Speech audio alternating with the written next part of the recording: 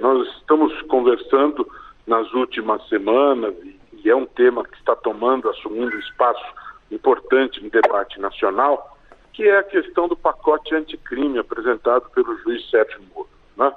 E ele apresenta algumas proposições extremamente importantes. Uma delas é justamente colocar no Código de Processo Penal e na Lei de Execuções Penais a possibilidade de prender pessoas após condenação em segundo grau.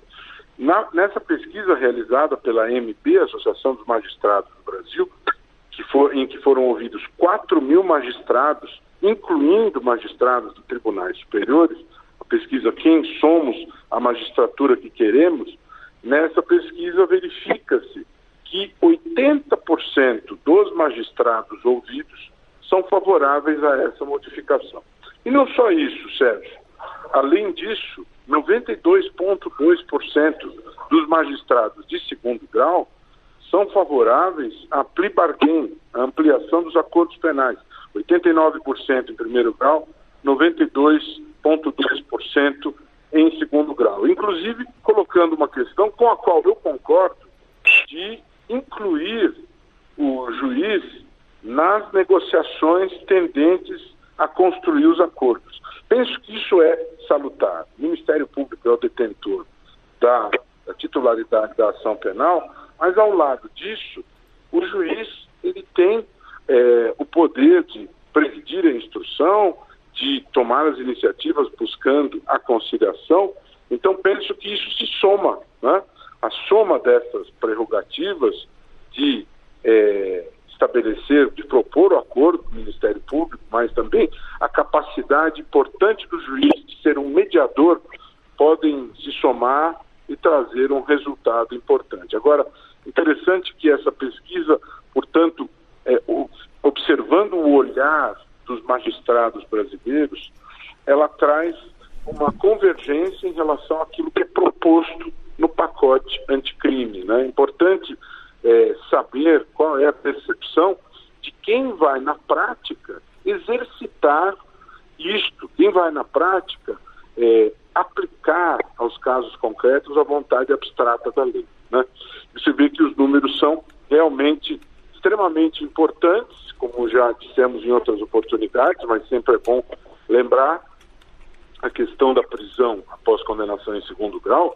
Ela foi objeto de decisão no Supremo a partir de 2016, foram 4 oportunidades já que o Supremo se manifestou a respeito disso. Em 2016, sob a relatoria de Teori Zavascki, por 7-4, entendeu-se que após condenação em segundo grau é absolutamente plausível, correto, razoável e necessária a prisão para que nós possamos reverter essa imagem de impunidade, né?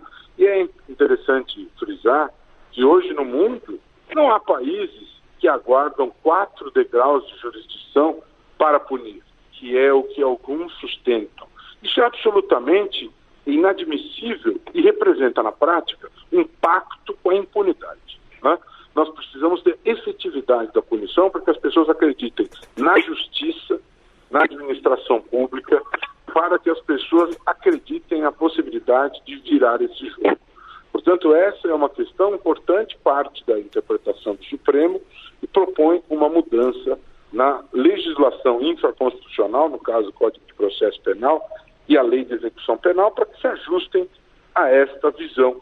Em relação aos acordos, nós temos no Brasil uma experiência exitosa desde 1995, quando os juizados especiais criminais, quando a lei criou os juizados especiais criminais e ali instituiu a transação penal, assim como a suspensão condicional do processo, que contribuíram para que nós tenhamos uma melhor gestão do sistema de justiça, diminuindo o abarrotamento dos armários da justiça. Nós precisamos ir mais além. E o que se propõe agora é que os acordos penais abranjam mais crimes, mas também com a necessária responsabilidade, porque se parte do pressuposto da confissão do acusado.